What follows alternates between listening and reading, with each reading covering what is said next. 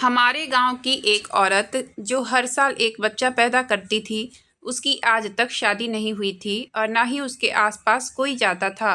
फिर भी वह हर साल पेट से कैसे हो जाती थी। जब उससे पूछा जाता तो वह कहने लगती कि मैं जादू से बच्चा पैदा करती हूँ। आखिर यह क्या राज था? यह राज जानने के लिए मैं उसके घर में छुपकर बैठ गई। तभी मैंने देखा कि वहाँ तो मेरा नाम अवनी है। मैं गांव की मुखिया की बेटी हूँ और मेरे पापा के पास इतना धन दौलत होने की वजह से गांव में मेरी एक अलग ही पहचान थी। जब भी मैं घर से बाहर निकलती तो सब लोग मुझे मुखिया की बेटी कहकर पुकारते थे। ये सुनकर मुझे बहुत अच्छा लगता था। इतना मान सम्मान मिलता था कि मुझे खुद पर गर्व होता था। और पापा के पास धन दौलत की कमी ना होने की वजह से मैं एक बड़े स्कूल में पढ़ाई करती थी। गांव में किसी के घर पर भी कोई भी प्रोग्राम होता तो हम लोगों को सबसे पहले बुलाया जाता था और हम लोग उनके घर पर जाते थे, तो हमें बहुत ही ज़्यादा मान सम्मान मिलता था। सब लोगों के बीच इतना मान सम्मान पाकर हम लोग बहुत खुश थे। मेरे पापा की हर कोई इज्जत करता था और मेरे पापा गांव के सभी लोगों की मदद करते थे। अगर गांव में कोई भी घर गरीब होता और अपने बच्चे की पढ़ाई लिखाई नहीं करवा पाता तो पापा उनका जिम्मा लेते थे और उसकी पढ़ाई लिखाई पर खुद खर्च करते थे। शायद इसी वजह से सब लोगों की नज़रों में हम काफ़ी ऊंचे थे। और हो ही क्यों ना, क्योंकि किसी की मदद करने के बाद हर किसी से इज्जत ही मिलती है। मेरे पापा के जैसे ही गुण मेरे अंदर भी थे। गांव के किसी लोगों को किसी तरह की ज़रूरत होती थी तो मुझसे जितना हो पाता था मैं ज़रूर करती थी और ऐसे ही दिन निकलते गए। लेकिन गांव में सबसे बड़ी प्रॉब्लम यह थी कि हमारे गांव से कुछ दूरी पर ही, उसे गांव से बाहर ही बोल सकते हैं, एक बड़े से घर में एक औरत रहती थी। वह हर साल एक बच्चे को जन्म देती थी। आखिर वह बच्चा पैदा कैसे करती थी? क्योंकि उसकी आज तक कभी शादी नहीं हुई थी। मैंने उस औरत को देखा तो था, लेकिन उसके बारे में ज़्यादा जानती नहीं थी। जो बात मैं अपने घर में या गांव में बाहर सुनती थी उसी को सच मान लेती थी। सब लोग यही कहते थे कि वह अपनी छोटी उम्र से ही इस तरह की हरकतें करती है और आज तक इसकी शादी नहीं हुई है। कोई भी मर्द या औरत इसके आसपास भी नहीं जाते। सब लोग इससे डरते हैं क्योंकि वह एक चरित्रहीन औरत है। भला बिना मर्द का किसी औरत का बच्चा पैदा कैसे हो सकता है? वह तो हर साल कर लेती थी। जब उसका बच्चा पैदा हो जाता था तो वह एक अनाथ आश्रम के सामने उसे छोड़ आती थी और वापस घर आ जाती थी। कई बार उससे पूछा गया था कि तुम बच्चा कैसे पैदा करती हो, तो वह बोल देती थी कि मेरे अंदर एक जादू है जिसकी वजह से मैं बच्चा पैदा कर लेती हूँ। सब लोग उसकी इसी बात पर विश्वास कर लेते थे। लेकिन अब मुझ में इतनी समझ तो थी कि मैं सही और गलत जान सकूं। भला ऐसा कौन सा जादू हो सकता है? सब लोग उस औरत से बेहद नफरत करते थे। मेरे पापा गांव के मुखिया थे और सब लोग उन्हीं के हिसाब से चलते थे। इसलिए पापा ने उसका घर गांव से बाहर बनवा दिया और सब लोगों पर पाबंदी लगा दी कि कोई भी उस औरत से बात नहीं करेगा। अगर उसे कोई भी चीज़ की ज़रूरत होगी या तकलीफ़ होगी तो वह मुझसे बोल देगी, क्योंकि गांव का मुखिया मैं हूँ। मेरे पापा के हुक्म के आगे कोई भी अपनी जुबान तक नहीं खोलता था। सबको बस यही लगता था कि अगर उस औरत के घर के आसपास से गुजर गए तो ना जाने क्या हो जाएगा।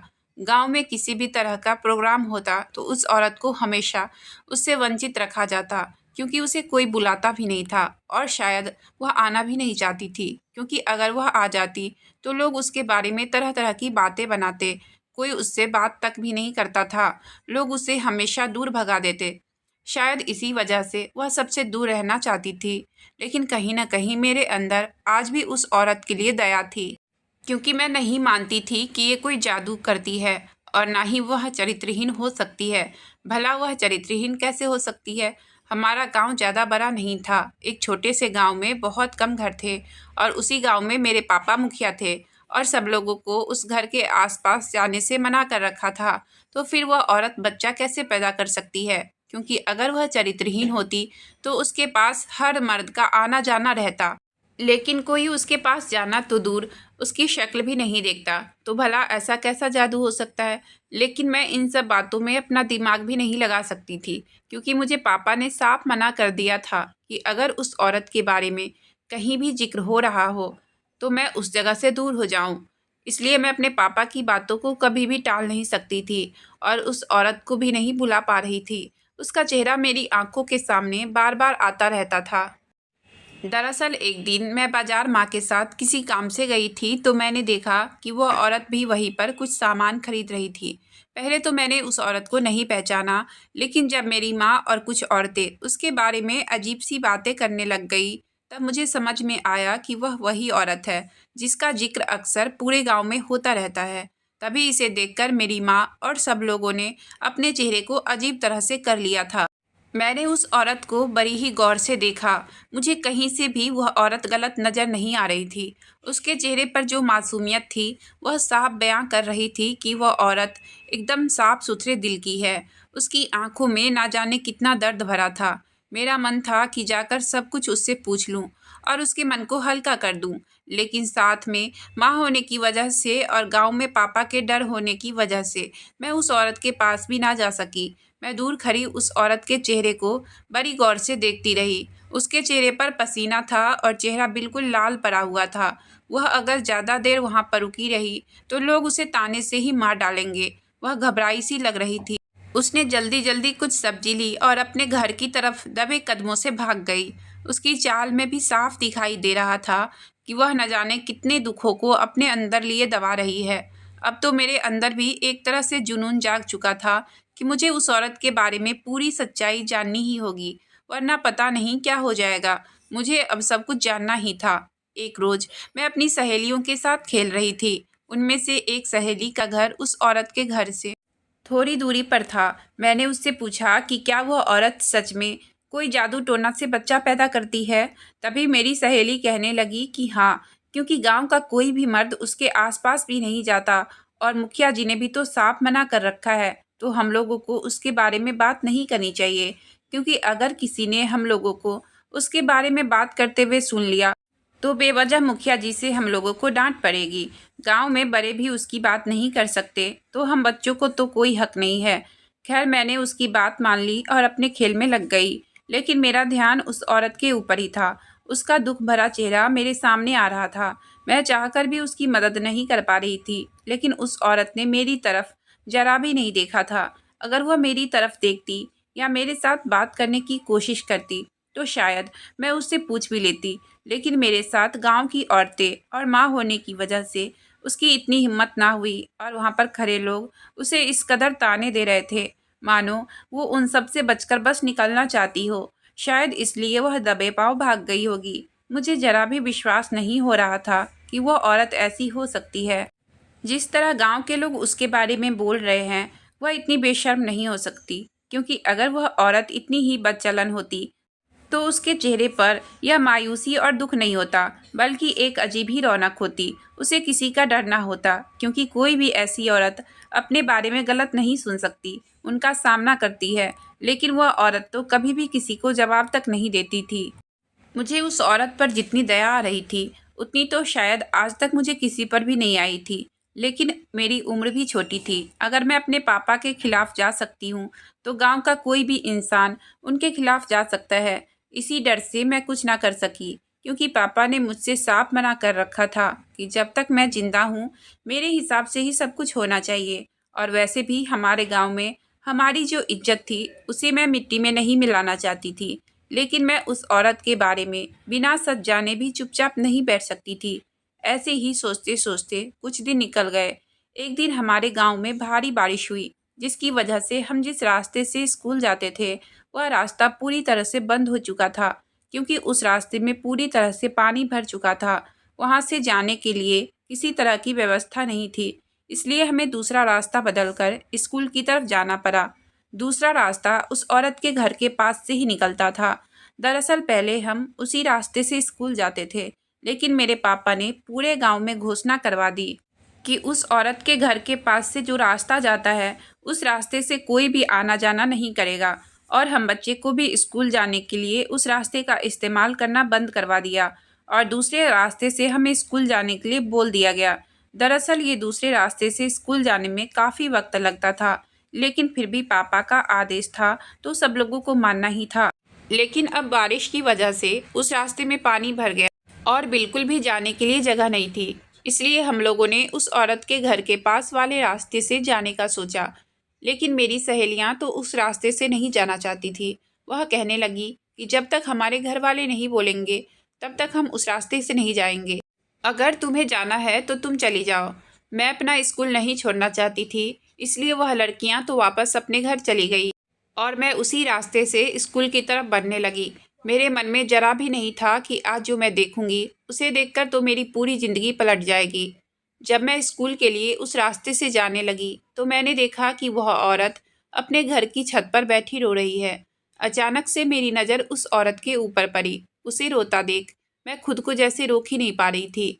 मेरा मन कर रहा था कि मैं उस औरत के पास चली जाऊं और उसके आंसू पोंछ दूं, क्योंकि जिस तरह वह रो रही थी मुझे साफ दिखाई दे रहा था कि उसके अंदर का दुख आंसुओं से किस तरह छलक रहा है। उसके आंसू टप टप करके नीचे जमीन पर गिर रहे थे। मुझे ऐसा महसूस हो रहा था कि मानो उसके आंसुओं की कीमत शायद लाखों में हो, लेकिन कोई भी नहीं था जो उसके आंसुओं को पोंछ सके। तब मुझे पूरा पक्का यकीन हो गया था कि इस औरत के अंदर कोई भी खोट नहीं है। जरूर इसके अंदर ऐसा राज छुपा है जिसके बारे में गांव के किसी भी सदस्य को नहीं पता है। मैंने अपने पापा से उम्मीद जताई, क्योंकि वह गांव के मुखिया थे। उनके हाथ में सब कुछ था। अगर वह चाहते तो उस औरत को इंसाफ दिला सकते थे, लेकिन मेरे पापा ने तो खुद उस औरत के आसपास बैठने से मना कर रखा था। मैं चाहती थी कि मैं अपने पापा से इस बारे में बात करूं और कहूं कि उस औरत का दुख एक बार सुन लीजिए। हो सकता है कि उसकी कोई मजबूरी हो, लेकिन मैं पापा के डर की वजह से ऐसा कुछ भी ना कर पाई। मैं खुद को कभी भी इतना मजबूर नहीं समझ रही थी जितना मजबूर आज मैं खुद थी। मैं चाहकर भी उस औरत के पास नहीं जा रही थी। मैं दूर खड़ी उस औरत के चेहरे को साफ पढ़ रही थी, जो बार बार मुझे अपनी तरफ खींचने की कोशिश कर रहा था। शायद उस औरत ने मुझे नहीं देखा था। आखिर वह देखती भी कैसे, क्योंकि वह अपने दुख दर्द में इतनी डूबी हुई थी कि आसपास की कोई भी चीज़ उसे दिखाई नहीं दे रही थी।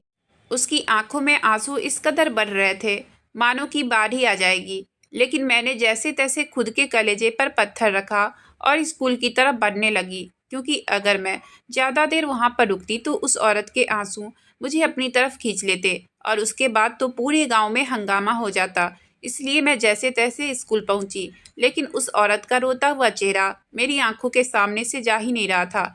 मैं पढ़ने में बहुत तेज़ थी और हर क्लास में अच्छा नंबर लाती थी, और आज हमारे स्कूल में हमारा टेस्ट भी था और मैं उस टेस्ट को मिस नहीं करना चाहती थी, क्योंकि कल रात मैंने पूरी तरह जागकर अच्छे से पढ़ाई की थी।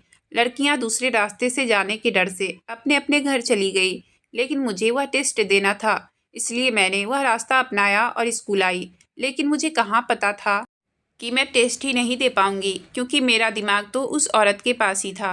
मैं टेस्ट में कुछ लिख ही नहीं पा रही थी, क्योंकि मेरे सामने तो बार बार उस औरत का वह रोता हुआ चेहरा आ रहा था और मैं खुद को जैसे रोक नहीं पा रही थी। मेरा मन बार बार मुझसे कह रहा था कि तुम उस औरत के पास जाकर उसके दुख दर्द सुन लो, लेकिन मैं क्या करती। मेरे हाथ में कुछ भी नहीं था। आज मैंने अपने टेस्ट में कुछ भी नहीं लिखा और खाली कॉपी टीचर को पकड़ा दी। मेरे कुछ भी ना लिखने पर टीचर ने मुझे अपने पास बुलाते हुए कहा कि क्या हो गया है तुम्हें।